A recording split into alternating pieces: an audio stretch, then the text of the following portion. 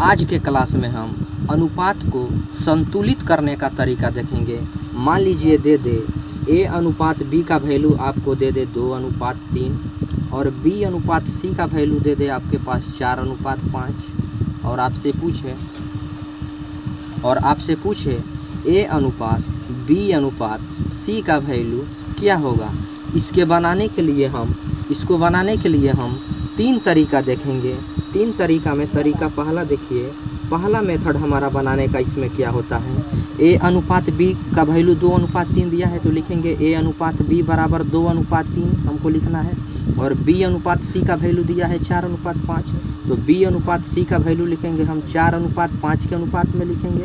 उसके बाद संतुलित करने के लिए क्या करना है, यहाँ से हमको a अनुपात b अनुपात और c का वैल्यू निकालना है।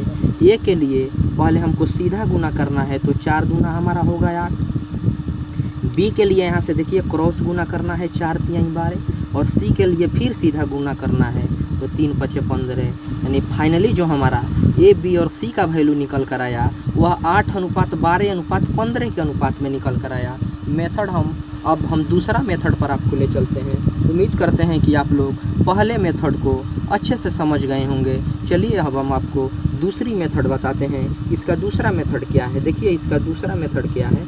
दूसरा मेथड में इसको क्या किया जाता है, a b और c का वैल्यू ज्ञात करना है तो हम a b और c का मान लिखेंगे। उसके बाद यहाँ पर a अनुपात b है तो a अनुपात b है तो a के नीचे a का वैल्यू और b के नीचे b का वैल्यू। तो a का वैल्यू दिया है 2 और b का वैल्यू दिया है 3। उसके बाद देखिए b और c का वैल्यू है 4 और 5 तो अब भी जो b का वैल्यू लिखेंगे इसके नीचे लिखेंगे 4 और c का वैल्यू यहाँ पर लिखेंगे 5।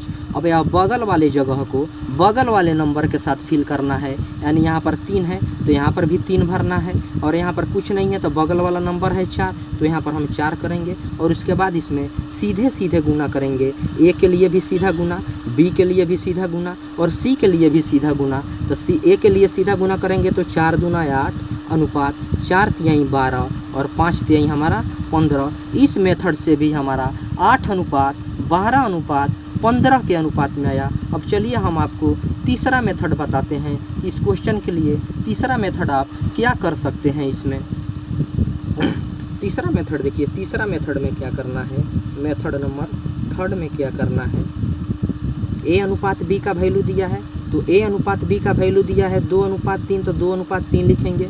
b अनुपात c का वैल्यू दिया है 4:5 तो 4:5 लिखेंगे।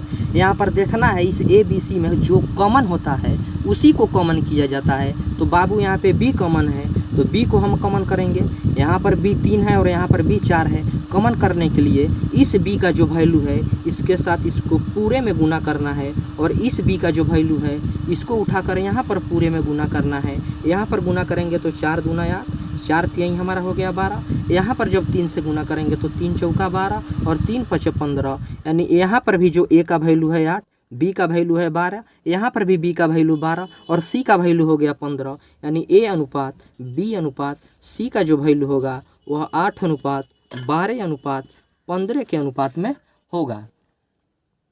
इसी क्वेश्चन में यदि अब हमसे पूछ दे कि a अनुपात c का वैल्यू क्या होगा तो चलिए हम उसके तरीका पर ले चलते हैं कि a अनुपात c का वैल्यू क्या होगा। एक तरीका तो ये होगा कि आप इसको बैलेंस कर लीजिए। हम आपको 3 मेथड बताएं, तीनों मेथड में से जो आपको अच्छा लगे उस मेथड से इसको बैलेंस कर लीजिए। और बैलेंस करने के बाद a और c का वैल्यू अगर पूछे, इसी क्वेश्चन में पूछ दे कि अगर a अनुपात c का वैल्यू क्या होगा तो हमको कुछ नहीं करना है। देखना है a का वैल्यू निकल कर आया है 8 तो 8 लिखेंगे और c का वैल्यू निकल कर आया है 15 तो 15 लिखेंगे। लेकिन इसका एक तरीका और होता है, वह तरीका क्या होता है,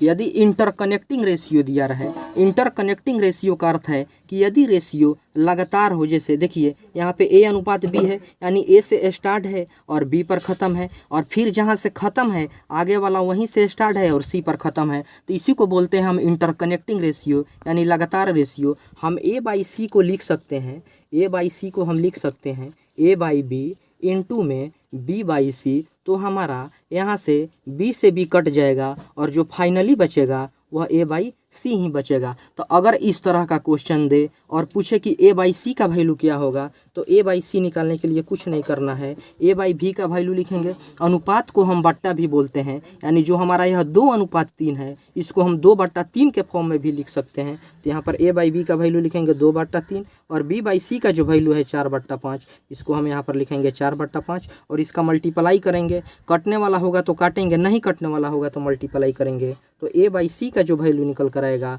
8/15। 8/15 यानी इसको हम ए अनुपात सी में 8:15 के रूप में लिख सकते हैं। इतना ही उत्तर पहले वाला में भी आया था और इसमें भी आया था।